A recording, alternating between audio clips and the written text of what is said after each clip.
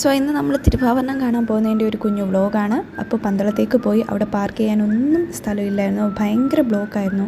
ഞങ്ങൾ ചെന്നപ്പോഴത്തേക്കിനും തിരുവാഭരണം എടുത്തു, ഞങ്ങൾക്ക് കാണാൻ കഴിഞ്ഞില്ല. നേരെ ഞങ്ങൾ കുളനടയിലേക്ക് പോയി, അവിടെ ചെന്ന് തിരുവാഭരണം കണ്ടു. ഇപ്പോൾ ബോംബെ പൂട കഴിക്കുകയാണ്.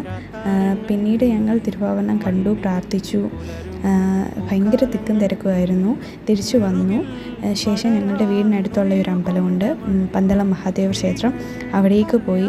അവിടെയൊക്കെ റോഡ് നല്ല രീതിയിൽ ഡെക്കറേറ്റ് ചെയ്തിരിക്കുമായിരുന്നു. വളരെ ഭംഗിയുണ്ടായിരുന്നു റോഡെല്ലാം കാണാൻ. സാധാരണ എപ്പോഴും അവരിങ്ങനെ തന്നെയാണ് ഡെക്കറേറ്റ് ചെയ്യാറ്. പിന്നെ ഞങ്ങൾ ക്ഷേത്രത്തിൽ കയറി, അവിടെ ഉത്സവം നടക്കുമായിരുന്നു. ഇതാണ് ക്ഷേത്രത്തിൻ്റെ അകം ഡെക്കറേറ്റ് ചെയ്തിരിക്കുന്നത്. ഇതുവഴി ഒഴുകുന്നത് അച്ചൻകോവിലാറാണ്. ഞാൻ അച്ചൻകോവിലാറിൻ്റെ സൈഡിലാണ് ഈ നിൽക്കുന്നത്. ദെൻ പൂരം കണ്ടു. അവിടെ നിന്ന് പിന്നെ ഇറങ്ങി ബജ്ജി കഴിച്ചു, ഐസ്ക്രീം കഴിച്ചു, പിന്നെ കപ്പലണ്ടി മേടിച്ചു, തിരിച്ച് വീട്ടിലേക്ക് പോന്നു.